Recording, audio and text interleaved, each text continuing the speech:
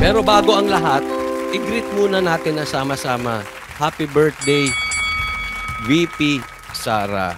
O yan, na talagang kahit na po grabe ang paninira ng taong bayan kay VP Sara, lalo po siyang pinagkakatiwalaan. Ganyan po katindi ang black propaganda kay VP Sara. Pinagtulungan na siya, pinalamon siya dyan sa mga pating, itinanggalan ng confidential funds, etc. etc. Kung ano-anong putik ang binato, pati pamilya niya idinamay. And yet, sa kabila ng paninira, eto pa ang nangyari. Maraming salamat, Aurea Haway, sa kusang loob at sa pag-sponsor ng live na ito. Thank you. Buena mano ngayong araw, Aurea Haway. Eto pa nangyari. Vice President Sara Duterte ang pinaka-pinagkakatiwalaan sa mga pangunahing opisyal ng gobyerno sa bansa. O yun lang, tapos na. Tapos na istorya dyan pa lang. Ano pa pag-uusapan? Siya ang pinagkakatiwalaan ng lubusan sa lahat ng mga opisyal ng bansang Pilipinas. Binabato ito. Ultimo, pamilya. Gusto siyang personalin. Pamilya binanatan kay VP Sara. Ganun po kadumi ang black propaganda against VP Sara. Talagang matindi. Hindi yung trabaho na ang binibira kay VP Sara. Personal na. And yet, eto resulta. Diyan mo makikita ang taong may gawa. Ang taong tunay na mahal ng tao kahit anong bato, soplak sa kanila. O hindi ako nagsabi niyan ha, baka magalit kayo sa akin. Binalita po yan. Balita po yan. Sila po ang nag-research. Sila po ang nag-survey. Tumaas po si VP Sara. Ang tiwala ng taong bayan kay VP Sara tumaas. Pinakamataas sa bansa. Oh. Kaya very possible na itong si VP Sara, actually hindi possible. I am convinced that VP Sara will be the next president unless meron talagang unusual na mangyari kay VP Sara. Na wag naman sana. Pero kung wala, sigurado magiging presidente to si VP Sara. Maraming salamat po, Maria Cristina de Jesus, sa kusang loob at sa pag-sponsor ng live na ito. Siya po ay nagpa-member at 18 months na po siyang member. Maraming salamat doon sa sumusuporta kay Coach Oli. Kahit yung matagal na sumusuporta hanggang ngayon, maraming salamat po sa inyo, ha? Maria Cristina de Jesus. At eto naman, bagong bigay, Emelda Boren, maraming salamat from Canada. Thank you po sa pag-sponsor ng live na ito. Imelda Boren, thank you po. Tuloy po tayo. Batay sa pinakabagong online survey ng Tangere App, nakakuha ng 60% na trust rating si VP Duterte habang 52% naman ang kanyang satisfaction rating. Kita mo ha, 60 trust rating, satisfaction rating 52, trust 60, 52, satisfaction. Saan ka pa? Di ba? O, batuhin nyo pa lalo si VP Sara. Kaya nga napakagandang itong trust rating, napakagandang birthday gift kay VP Sara. Kasi tatandaan natin, tayo minsan akala natin on the surface nananalo ang kasamaan. Hindi natin alam. Laging sa dulo, parang ano yan? Parang pelikula yan. Inaapi nyo.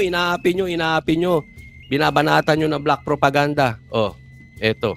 Hindi nyo alam, may gumagalaw sa loob. Oh. May kapangyarihang galing sa langit gumagalaw sa loob. Oh. Saan pa kayo? Iyan, hindi nyo kayang bayaran. Batuhin nyo pa. Lalo pang tataas yan. Lalo pang tataas. Basta VP Sara, nasa likod nyo kami, trabaho at inaantay namin kung kailan po kayo magsasalita. Kayong dalawang na sinusuportahan namin ng inyong tatay. We will take our cue from your father, PRRD, and you. By the time sinabi nyong go, alam na po yan ang mga DDS. We are just waiting for the go signal. At kung ano pa man yan, VP Sara, tuloy lang ang trabaho. Dito lang kami sa Gedli. Tataas pa yung rating na yan. Pero bahagyang bumaba ang satisfaction at trust ratings nito kumpara noong Marso. Si Pangulong Ferdinand Marcos naman ay may 56% trust rating. Lamang pa rin si BP Sara kay Marcos. Bahagya ring nadagdagan ang bilang ng mga kontento sa performance ng Pangulo na nasa 43% mula sa dating 42 noong Marso. Mapapansin din na magkakapareho ang trust ratings ni dating Senate President Mig Zubiri at House Speaker Martin Romualdez. Ginawa ang survey nitong May 22 hanggang 25 na sinagutan ng 2,000 participants. Sa isa pang survey ng... Yan, So, hanggang dyan na lang po muna tayo, ipapasalamatan lang natin yung gumawa ng survey. At syempre, yung mga patuloy na sumusuporta kay BP Sara. Alam nyo, marami nagtatanong, Coach, ano ba meron sa July? Ano po ba ang inaantay natin? Bakit hindi po nagsasalita si BP Sara? Etc. etc. No, marami pa pong hindi maliwanag na sitwasyon as of now. Okay? Ang alam ko lang eto. Tumaas ang rating ni BP Sara, it means malakas pa rin ang DDS, solid pa rin ang DDS, at titibagin ang DDS. Tandaan nyo yan. Maraming salamat, Imelda Boren. Congratulations. Maraming salamat. Bagong member po natin, Imelda Boren. Thank you po. Tatandaan nyo, habang tumataas ang isang tao, gaya ni BP Sara, lalong babatuhin yan. Okay? So yung trust rating na yan is not only for BP Sara. It really means solid. Solid. Madami ang DDS. Kaya nakasuporta. Nag-aantay lang yan. Huwag po tayong mainip. Kaya nga sinasabi, ano ba meron sa July? Di ba yan ang sabi ni Trillanes, huhuliin daw si PRRD ng ICC sa July. Pag ginuli ng ako, I'm convinced pag ginuli ng pulis ng ICC si PRRD sa July, magsasalita na si BP Sara. Napaka-imposible namang hindi na siya umimik at hayaan lang niya. Maaaring samahan niya si Baste na pagsasalita na at manindigan na kung huhulihin nga ng ICC yung kanyang tatay. At pag nagsalita si BP Sara, yun na po. Yun na po yun. Si BP Sara na lang po ang inaantay dyan. Okay? So, tingnan natin kung matutuloy huhuliin di umano ng ICC si PRRD. Kaya nga mayroon ng 2 batalyong nakaposte di umano na sabi nila hindi daw ito para hulihin si PRRD ng tulungan ng ICC or hulihin si Pastor Kibuloy. Kayong bahala kung kayo'y naniniwala doon. It's up to you guys. No?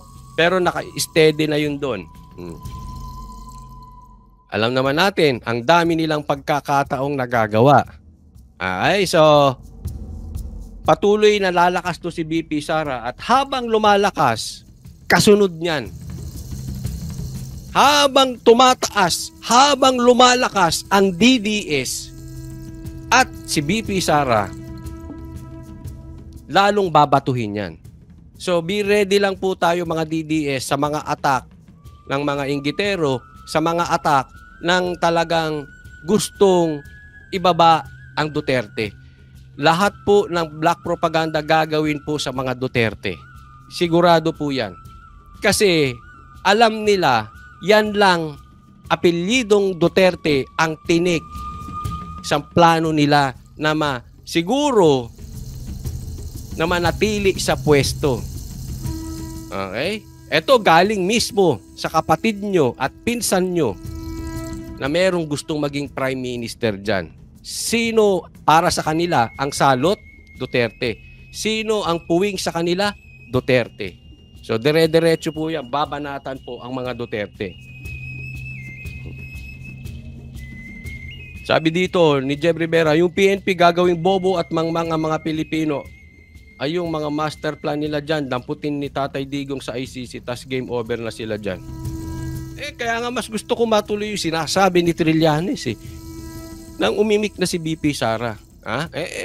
Marami po mangyayari sa July. So yan lang ang alam ko. Okay? Ang importante, solid, malakas, nangunguna pa rin ang DDS. Kitang-kita sa survey na ito. Okay, so kalma lang, kalma. Ha? Sa tamang panahon, yung mga inaantay natin mangyayaring lahat. Ha? Okay, next topic po tayo. Ito naman.